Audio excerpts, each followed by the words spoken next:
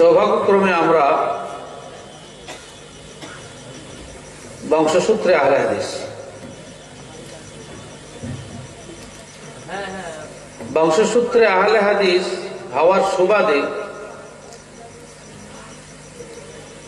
আহলে হাদিস হওয়ার যে কি আনন্দ সেটা আমরা অনুধাবন করতে পারছি না। সত্য মুমিনের জীবনের এক অবিচ্ছেদ্য অধ্যায়। হ্যাঁ, কোন মানুষই প্রত্যাখ্যান করতে পারে না সে যদি সৎ হয়। রাসূল কারীম সাল্লাল্লাহু আলাইহি ওয়াসাল্লাম সহিহ বুখারীর এক হাদিসে বলেন, মা যাল আর-রাজুল ইয়াসদুকু ওয়া ইয়াতাহাররা আস-সিদকা হাত্তা ইউকতাবা ইনদাল্লাহি সিদ্দীকা। একটা মানুষ সদা সত্য কথা বলে, সত্যকে খুঁজে এক পর্যায়ে গিয়ে আল্লাহ রাব্বুল আলামিন তাকে সত্যবাদী বা সিদ্দিক উপাধিতে আখ্যায়িত করেন। সেজন্য হক খোঁজা এটা মানুষের প্রবৃত্তি।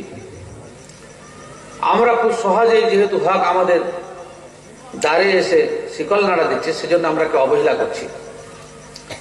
আজকে গান্ধী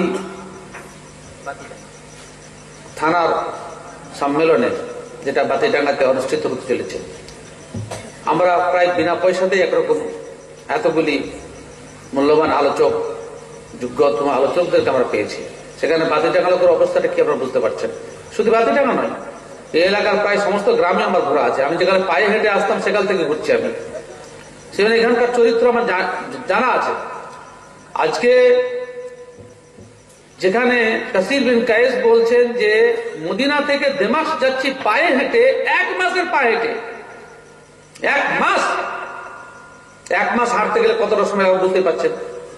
শুধুমাত্র আবু দারদার কাছে একটা হাদিস আছে, সেই হাদিসটা সংগ্রহের জন্য।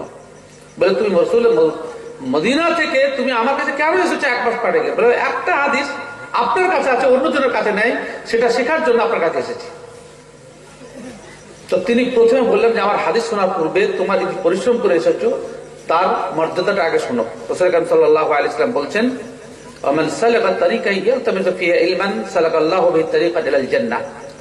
কোন ব্যক্তি যদি বিদ্যা অর্জনের জন্য পথ অতিক্রম করে যতটা পথ চলবে, আল্লাহ তাকে জান্নাতের দিকে অতটাই আগে এগিয়ে দিবেন, অতটা সে জান্নাতের দিকে পথ অতিক্রম করেছে। আর একজন সঠিক বিদ্যা অর্জনকারীর জন্য ফেরেশতা সবসময় দোয়া করে, হাত্তা ইতানু হিতানু ফি জাওফিল মা, পানির মাছও দোয়া করে।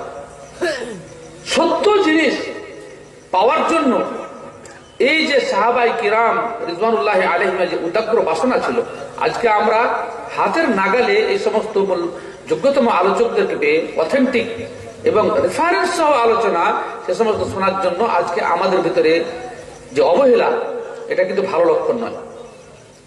এটা কোনো ভালো